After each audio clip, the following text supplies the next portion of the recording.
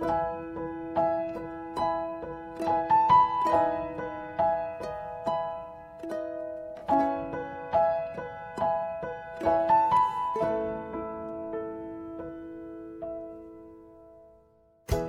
welcome to the Live Your Dream Podcast, episode 15, How to Pursue Your Dreams Even When Your Loved Ones Don't Believe in Them. I'm your host, Lena Lee. Before I start the show today, I want to let you know that I'm working on a new episode where I'll be answering your questions. So if you have any questions or challenges in your career or about pursuing your dreams, please send me a message on my website. You can click on today's show notes on your podcast app to go to my website, or go to selinalee.co, that is CELINALEE.co, and you can leave me a message on the contact page. I've also put together a guide to the 3 steps to finding true career fulfillment, which is the answer to a question I get the most. How did the successful people I've met figure out what they want to do with their lives? If you are interested, you can also download it on today's show notes on your podcast app or on my website, selinalee.co/episode 15. One of the questions I get a lot is, I really want to pursue my dreams, but my parents, my partner, or my family doesn't believe in them and don't support my dreams. So how do we pursue our dreams even when our loved ones don't believe in them? So today I want to share with you my story of pursuing my dream of writing a book and how unsupportive my mom was. As I've shared with you in my very first episode, my very first childhood dream was to write a book. I've always loved to read since I was a little girl, and I had always imagined that how cool would it be if I, were to grow up and have this book with my own name on it. So that became my very first childhood dream. And when I was working as a lawyer and was feeling really unfulfilled, I decided to pursue my dream of writing a book. And of course, that's a very big goal and a big challenge and a big dream. But on top of that, I decided to write my book in Korean and get it published in Korea because my experience of growing up to become bilingual and bicultural was profoundly important in my life and really shaped me into who I am today. So I decided to challenge myself to see if I can do that. And it was really interesting because my mom was so discouraging about this idea. And, she would say things like, well, who do you think you are? What makes you think you can write a book in Korean and get it published? Even people who get their PhDs in Korea, it's hard for them to get their book published. And well, she had good points. Definitely the odds were against me. I was born in LA and I moved to Korea when I was about 3 years old. And I lived in Korea until I finished elementary school, so finished 6th grade, and came back to Southern California when I was in 7th grade. So, my formal education in Korea stopped at 6th grade level, and I didn't really learn Korean or wrote a lot in Korean since then. So it made sense now looking back why my mom thought that was an impossible dream. And of course, I had no connection to the publishing industry in Korea. And my mom, of course, thought that, who's going to publish your book? Yes, it's true that I didn't know how an aspiring writer in Korea would meet with their publishers who could potentially be interested in publishing their work.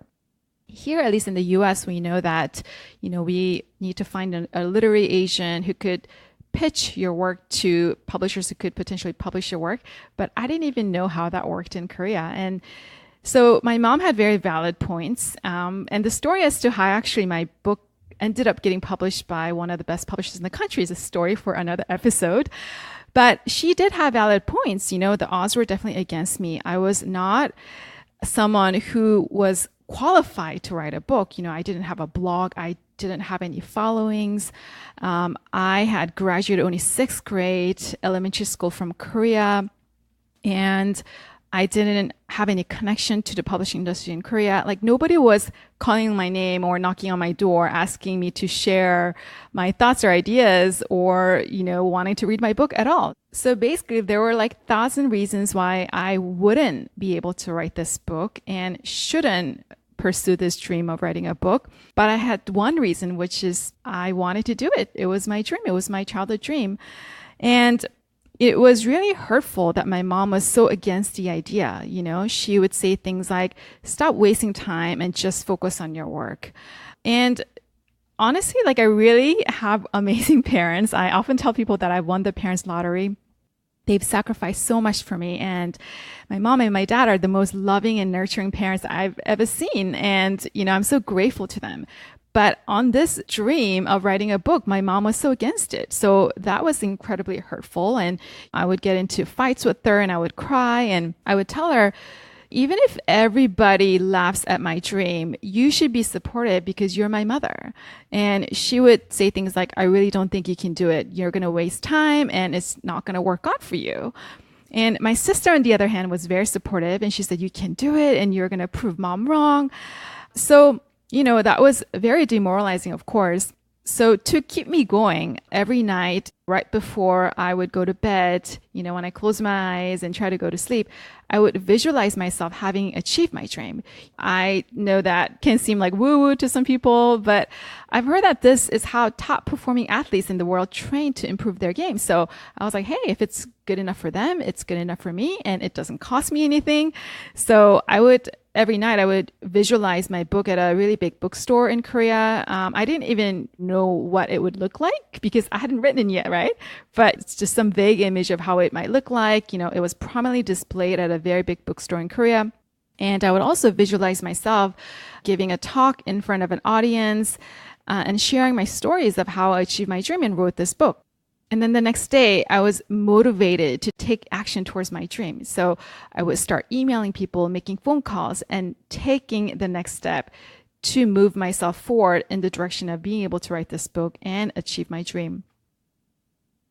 My dream was not to have my book read by a lot of people and become famous for it. My dream was actually just to write and to get it published. And just to know that I did it. And when I'm an 80-year-old grandma, to be able to read it and to be proud and happy that I did this. I had the courage to pursue my dream and wrote this book and got this published book when I was very young.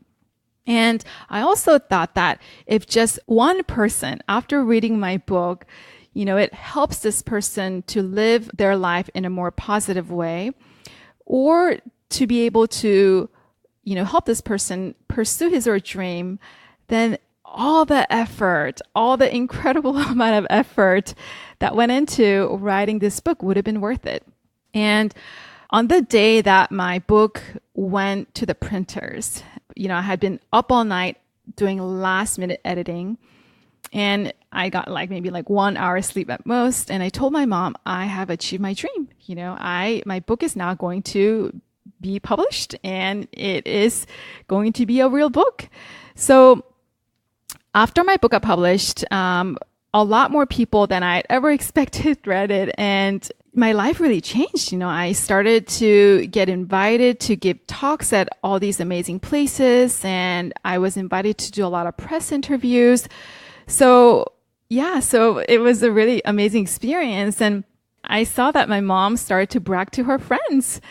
So I told her, you don't even have any bragging rights. You are not supportive of my dream. And then I was curious and I asked her, why were you so against it? And she apologized to me for the first time. She said, I'm sorry. I was wrong. I really didn't think you could do it. So I was trying to protect you from getting hurt. And at that point, I realized parents don't want the best for you. Parents actually don't want the best for their children because in order to be the best that you can be, you have to be able to take a risk. But because parents' job is to protect their children, if they see their children going down the path where the chance of failure in their eyes is too high, they will do whatever it takes to make you stop pursuing that path. And then I realized, wow, I'm so glad I didn't listen to my mom. And even though at the time it was really hurtful, I started to understand that she is also a product of her time. And in her generation, stability and security were much more important than living a life on your own terms and creating your own future, which inevitably involves taking a risk.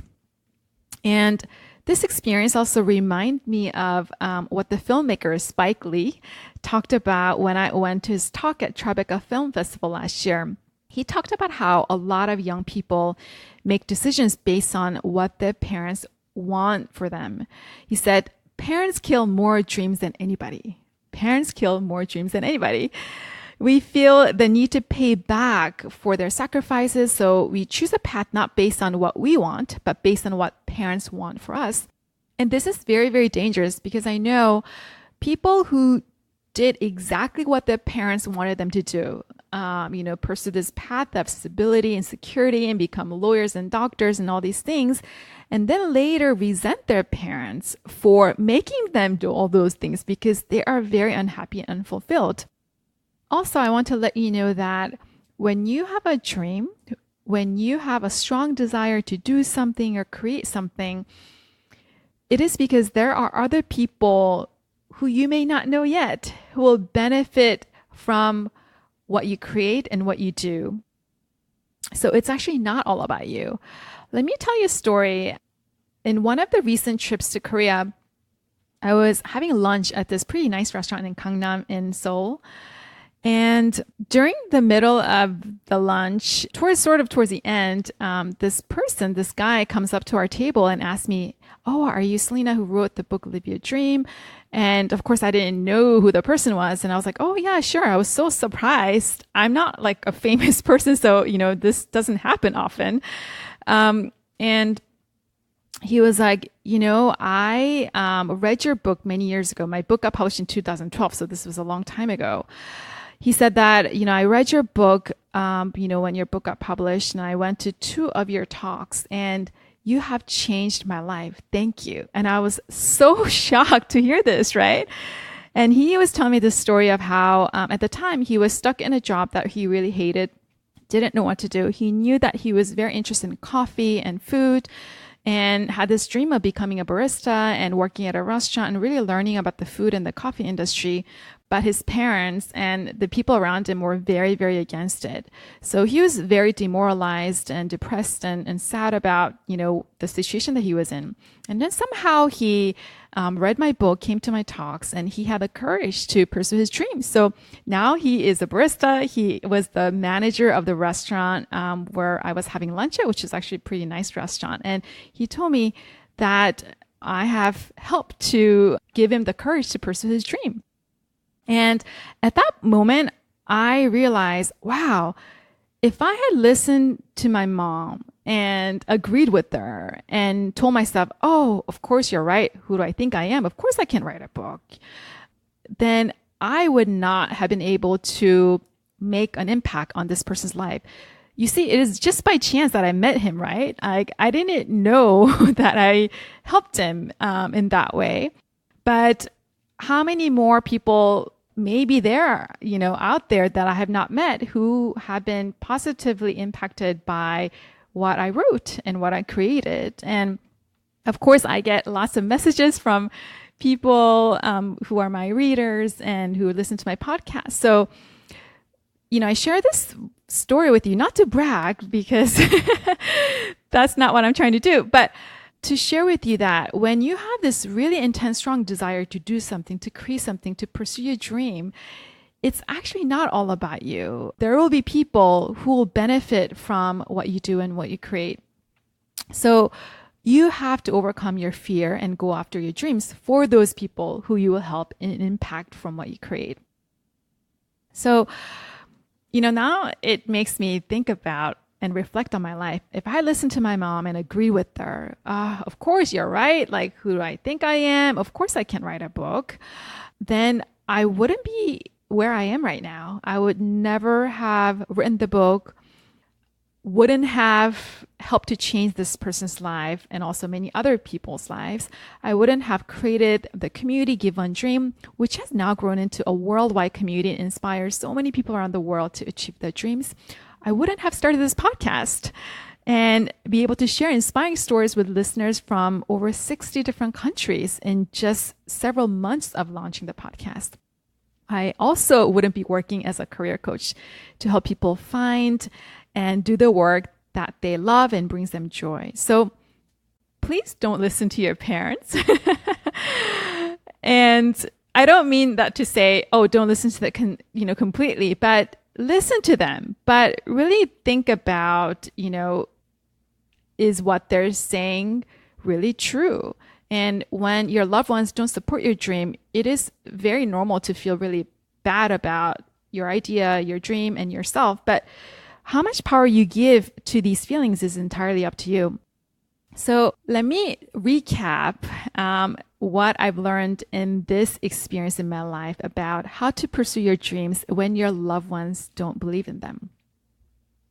So, number one, share your dreams with your loved ones and listen to what they have to say.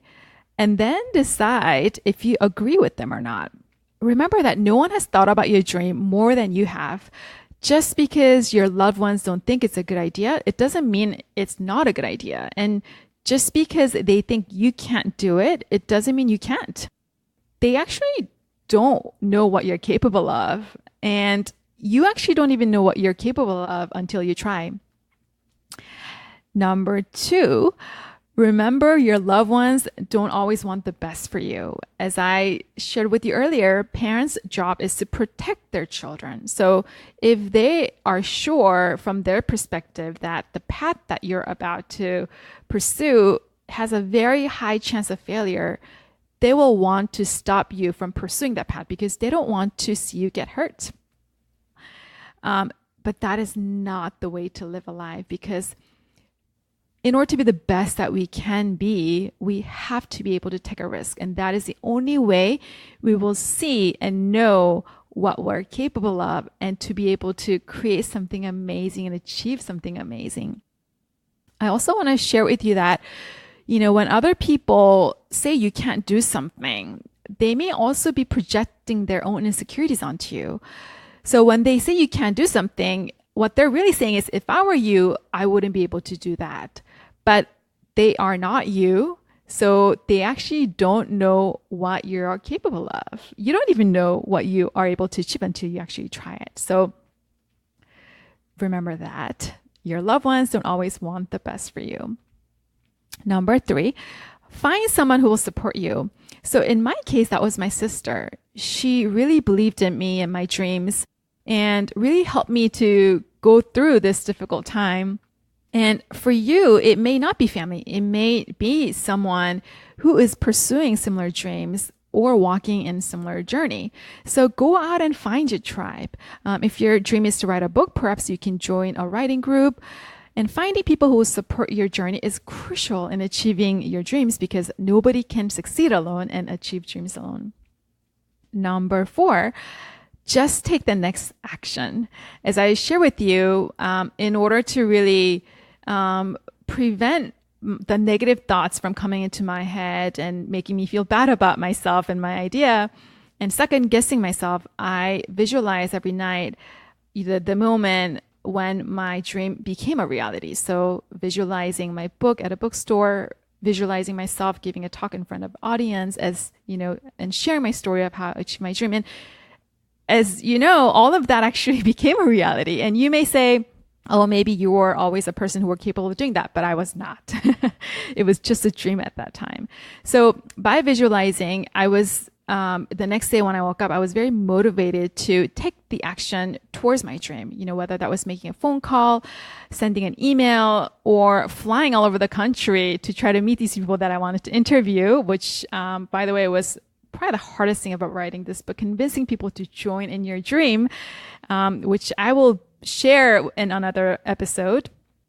So just start doing it and just take the action towards the next step. Number five, when you have a dream, it is because there are other people who would benefit when your dream becomes a reality. So it is not all about you.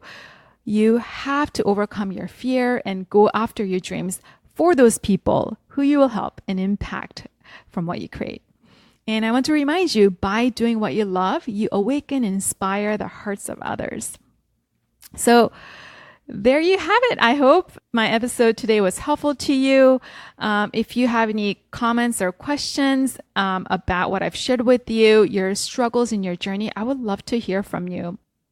If you want to see the show notes for today's episode, just open up your podcast app and click on today's show notes, or you can go to selinalee.co/episode 15. That is CELINALEE.co/episode 15. And as I let you know earlier, I've also put together a free guide to the 3 steps to finding true career fulfillment, and you can also download it on my website. And please subscribe on iTunes, Google Podcasts, or wherever you listen to your favorite podcasts. And while you're at it, I would really appreciate it if you can please write me a review. It really helps me to spread the word and get discovered by new listeners. For questions about my coaching or to reach out to me with any thoughts or questions about my podcast, you can also visit my website, selinalee.co, and I look forward to hearing from you. So thank you so much, and I'll be back soon with another episode. I hope you have a great week.